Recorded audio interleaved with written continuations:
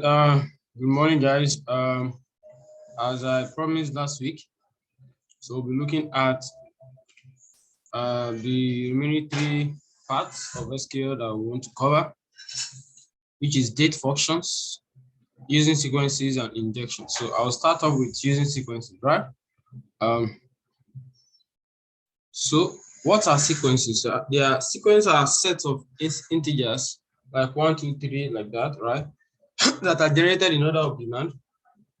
Sequences are frequently used in databases because many applications require each row in a table to contain a unique value, and sequences provide an easy way to generate them. So what we are basically saying here is sequence helps to, for example, we are not sure if a table has an ID, a unique ID, and you need to generate one for yourself. Let's say it's a table that has lots of records, right? And you just want to be sure that it has unique, and you want to be sure it has a unique ID. So you can use a sequence instead of having to confirm or having to be sure. All right, even some tables don't have unique ID, so you can use a sequence to generate a unique number. So it does an increment 1, 2, 3, depending on what you want. You can say increment by 1, increment by 2, right? You can specify that, and that's where you can see in this in this query. You say so the syntax is create sequence, name of schema. So name of schema, that's if it has a schema, the name of the sequence. So as type as integer. So you have to specify in this case, maybe you want it as integer, as decimal or something. So as int, in that case, if it is integer 1, 2, 3, as int, start with, so you specify start with this value where you want to start. You want to start with 1, and then maybe increment by 1, or start with 100, increment by 1. So you can also specify minimum value, maximum value, cycle. If so, this one, cache, size of cache, if you want it to be storing. So if you don't want it to be storing, so you won't specify this. Then cycle is if you want it to be in cycles, like when it starts, well, after if you have another table setting up of that similar, it starts creating again for that new table. But for this case, most cases, all you need is just first 4 lines, which is the name of the sequence as the start with and the increment by. So we will implement that now in Management Studio. So first, let's create a table, all right, that has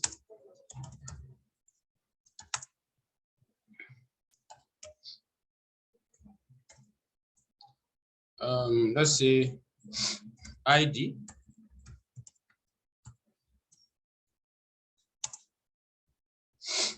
let's say int,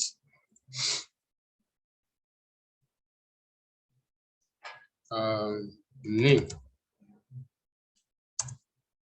that one be varchar 50, put a comma here, and then let's end this. So let's execute. We've executed that. Now let's insert value into this table. Insert into seq. But I don't want to insert values into ID. I want to insert values into IDs using sequence. So sequence, I want to insert values just into the name. So I will have to specify. Remember our last class, we are not inserting into all the columns. You have to specify the columns you want to insert into. So values. So let's Mike, right, comma,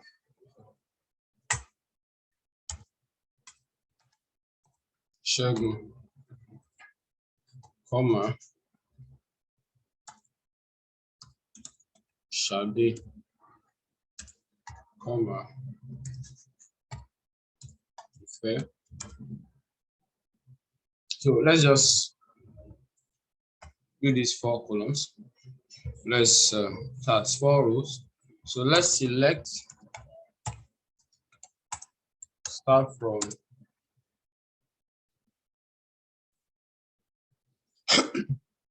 let's start from sec.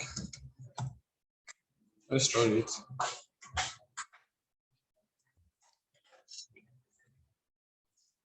So we select, you can see that ID is what is null, nothing is there, right?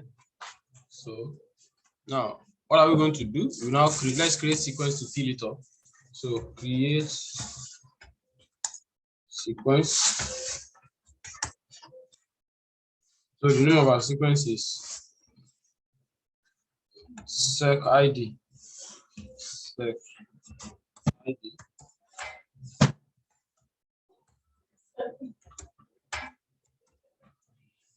Sec ID as int. Start with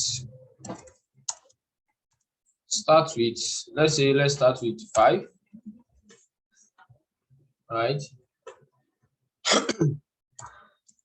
Increment by 2, for example. Now if you run this now, you can see we've successfully created the sequence. So we've created a sequence now.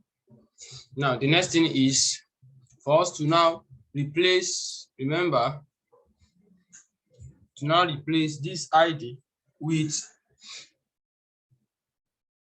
the values of the sequence, right? So how do you do that? We now say we update that table, update sec, right?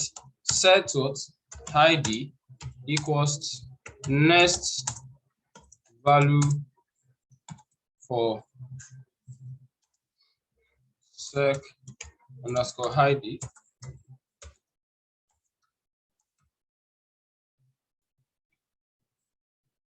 So this now we set the ID for the values we created. So you can see 4 rows affected. Now you can see set update sec, set ID. So we are all this statement is saying that replace the IDs with the sequence we just created, which is this. So let's check this query now. Now this table, when we run this code, now should start with what? 5. The ID should start with 5. The next one should be what? 7. Next one should be 9 because we said increment by 2. Right? You can see now ID is now 5, 7, 9, 11. So depending on where the table is, so the table might be millions and everything. So you don't need to manually now input the IDs. You can see that they are unique, right? So that's how IDs work. Let's proceed. The next one is injections, right? So injections. So injections are just a way of manipulating a database. So more of this, you might not be involved with that. I just want to add this to what we need to learn. So injections are a way of, or you can say, the injections is a code penetration technique that might cause loss to our database. This is one of the most practiced web hacking. So this is not what we really use as an analyst or a data scientist. Just a way to hack the web to place malicious code in SQL statements via web page inputs. You can say SQL injection can be used to manipulate the application server by malicious users, right? So SQL injection generally occurs when we ask a user to input their username instead of username or ID instead of a name or ID. The user gives us an SQL statement that we will only run on our database. For example, we create a select statement by adding a variable. Then we have to select a string. The variable will be fetched from the user input. So what we're just saying here is, for example, look at this statement.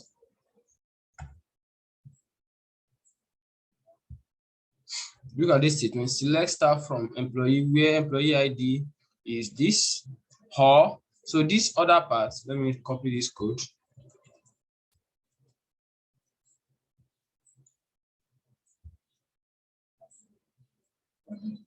New query. Now this other part here,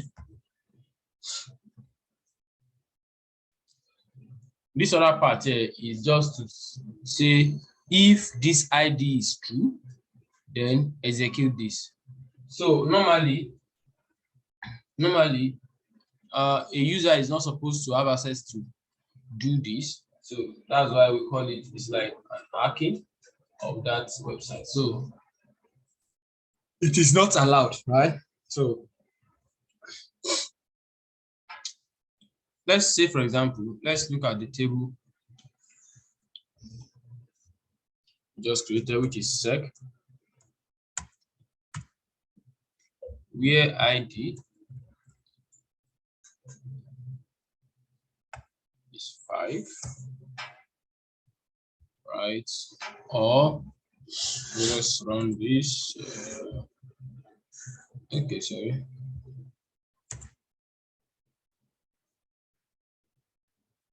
Select star from sec. This so. Okay. So you can see. So we can see this part is when where employee is. So normally, if this one is not there now, you see that it just select 5.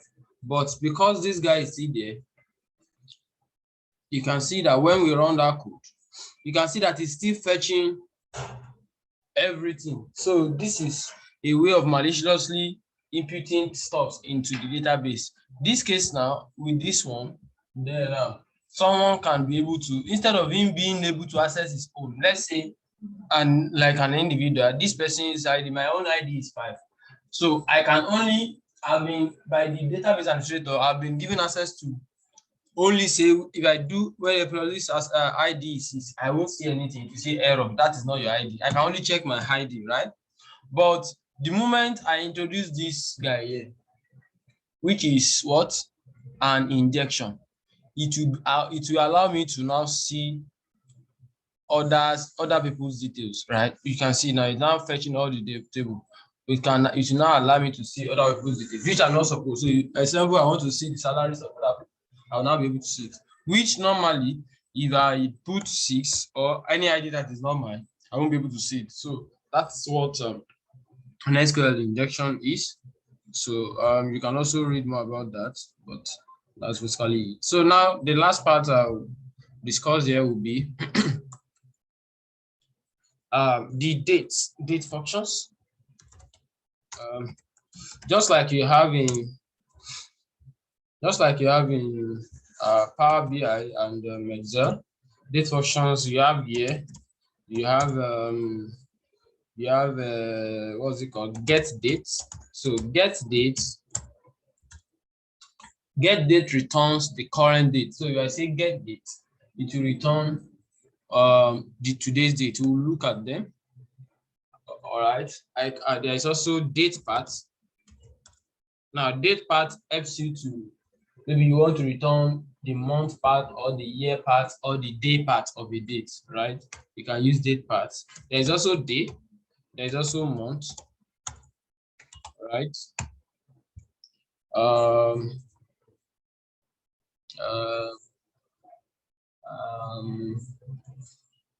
We also have quarter. All right. We also have quarter.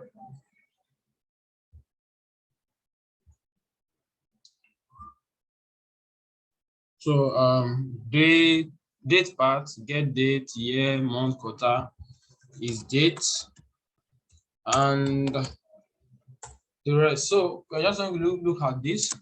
So I think we have a table that has date. Check. Okay. Yes, this table has dates. So we are going to use this query on what we're talking about. Let's see.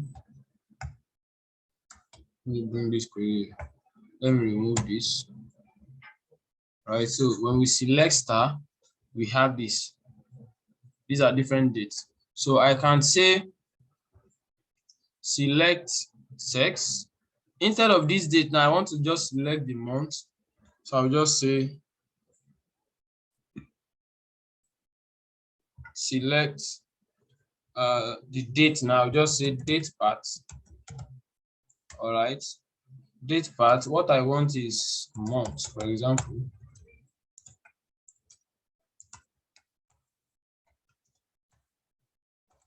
Month, comma, the date, and then I can now give it an alias of let's say month, right?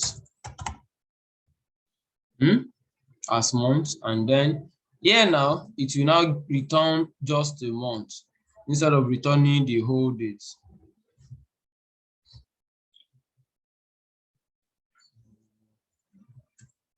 Okay, wait. Okay, it's not supposed to be in quotes. All right, you can see now it's not supposed to be in quotes. Date part, month, and the date. You can see that it has returned. Okay, let's also still return this column so that you can see what I was saying. Let's put a comma and let's run this.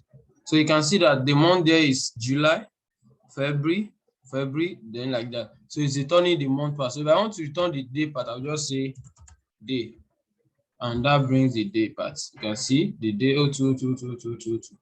If I want the year, if I want the hour part as well. All right. Date part hour is not supported by the date function for data type date. So we won't be able to get the hour part because from our date, right? Let's just do year. Because from our date, there is no hour part, right? Because our date, if you look at this table, the data type here is date, not date time. So if the data part, if the data type here is date, for example, if it is date time, then we're able to get the hour part, the seconds part, and the other part. So for this, it's just the year, the day, and the month, right? And I also told us we can also get, if I want to get date, I can say get date as well to get the current date, today's date as current.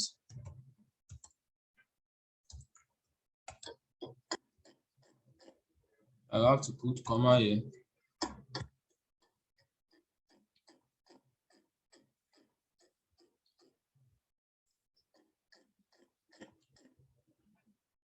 Okay. Let's use another short form as called it. So you can see now, you can see today is what? 1st of May. So it's returning it and the time. You can see the timestamp. So on this get date now, I can bring in, I can say date part hour for this call date. All right, I can say okay, date part, date part hour, comma, get date as call date. So if I run this now, you can see it's returning the hour. This is 14, so which is meaning we are 2 or something. Returning the hour part. I can return the minute as well for this because it's a full date, right? So you can see the minutes. That's 2:05, all right, and like that, that's the current time. So this how dates. So and also you can confirm if a date is date or is not. So like this date now, I can say is date. Is it a date? So if it is date, it will say it will return 1. If it's not a date, it will return 0, right? Is date. I can alias it as, let's say, confirm. All right. So let's run. The value for argument 1 of is date. So I think that will be because you can just run it on 1. All right. let's okay, let's duplicate this and remove the other ones. Please. So Control V. Let me remove these ones. Let's remove this. Let's remove this. So let's run this now. Oh, sorry. I think you can't alias it.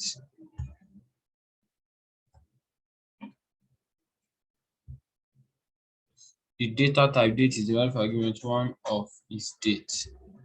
Why? Okay, let me just put in a date. Let's see. 2021 03 21. Let's run this. So I just want us to see if it say its date. Okay, it's correct now. Okay, it's correct now. Okay, we can just use that to confirm if a date is a date or is not a date, right? So that's how you run this. So we can also put here, remember, told us, and say year, you want the year part of the date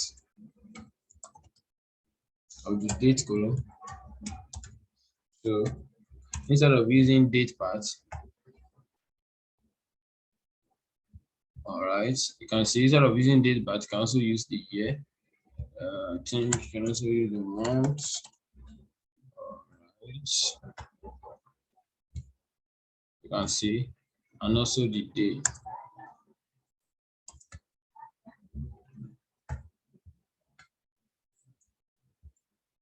All right, so that's more of the date functions that you really work with, right? So, and then we can do a where clause on our dates. Let me close all this. Just run this.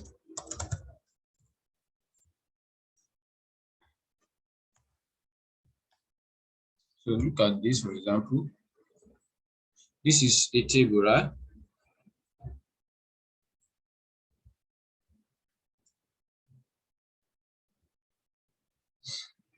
So this is our table. I can say select where from this where the date is greater than 2021 February 2nd. So I can do a where clause as well. Where date is greater than, right? I will put it in single quote 2021. So that's how you O2, right? So I put it in single quote. So this one returned to me just 3 lines because these are the ones greater than 2021 O2, which is the first one, the 5th, and the 6th. So if you run this code now, you can see you have 3 lines, right? We can also say where date between, right? I can also say where date between, so you can use between as well, between this and let's copy this.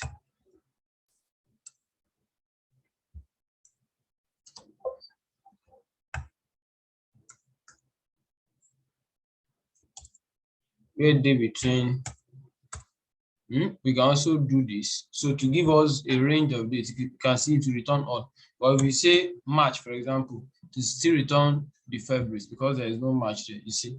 So this is how you can also filter through dates. So you can see where date between this a range of dates. You want to select a range of dates.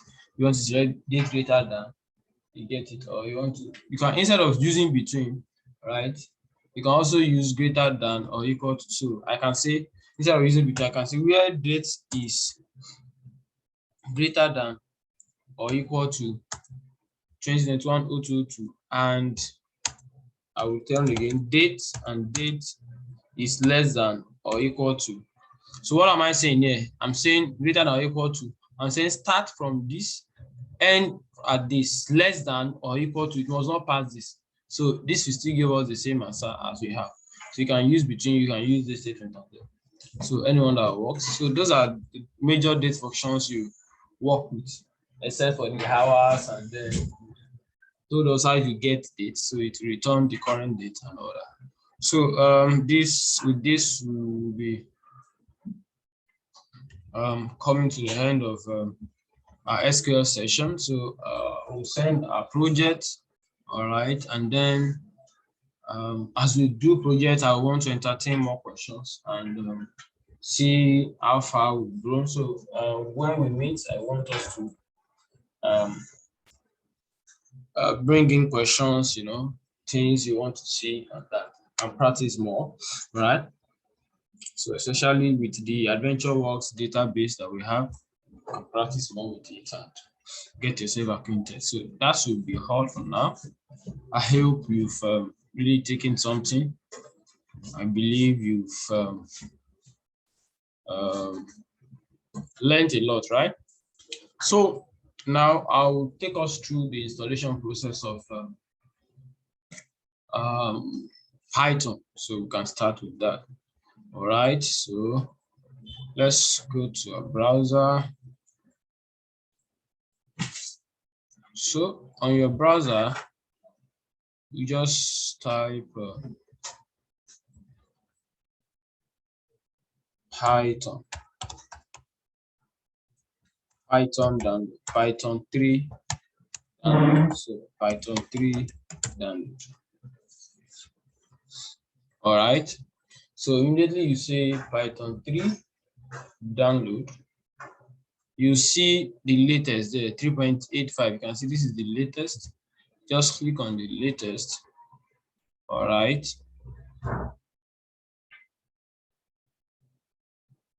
And then you just click on download.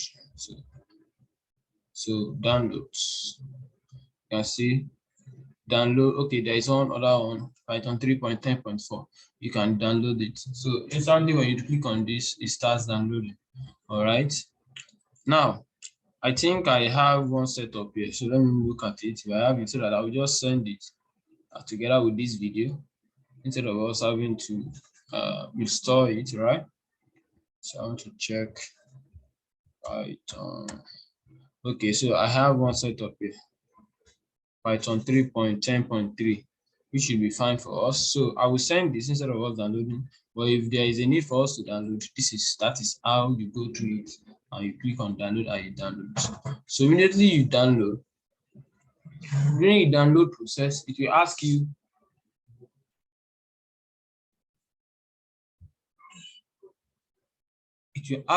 right? It will ask you add to environment variable. Add to environment variable. Very important. You have to check that. Immediately you check that add to environment variable. The next thing is for us to come to CMD. You come to search and say CMD. So when you come to CMD, you open your CMD. All right, and then you type -m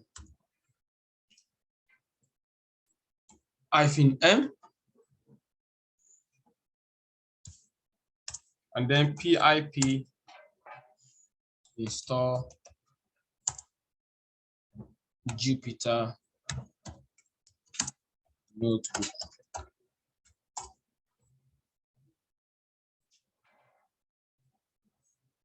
Okay, it's saying so. The first thing is we have to be sure of where the Python part is. So that's why we have to add to environment variable. So I will check this out. This command prompt, but pmp install. So immediately we install it. We don't need to install any other thing. It is from here when we are done installing, to take us straight away to our browser. So let me start so that you see what I'm saying. So when I want to start Python, all I need to see is just the Jupyter notebook. And then I've started it. You can see instantly, what do you see? It took me to a browser, and then I'll be able to launch Jupyter Notebook. So Jupyter Notebook can be downloaded, but just to save us space, that's why I'm doing this.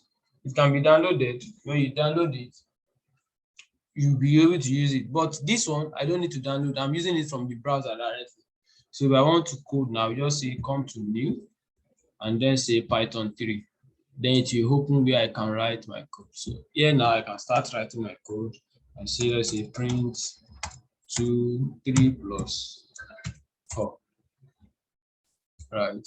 And then, so print should be in small letters, sorry. Print. So I can run this now. And it will give me what, 7. So let's start doing anything we want to do. So the setting up is, so before we meet in the evenings, I will check out that PHP install. So I think we need to, so aside minus n, we have to add something. So I confirm that. But this is the installation process. Immediately we are here, then we can start our Python process. All right. So you can see if I come back to this command prompt, you can see every step I do will be recorded there, one after the other. So that is that about that. So by next week, or this today, even today, this evening, we still have time. We discuss more on Python. We can start introductory. Next week, the sources, and the next one we next 2 weeks we are done, right? So thank you for staying tuned. See you later in the evening. Bye.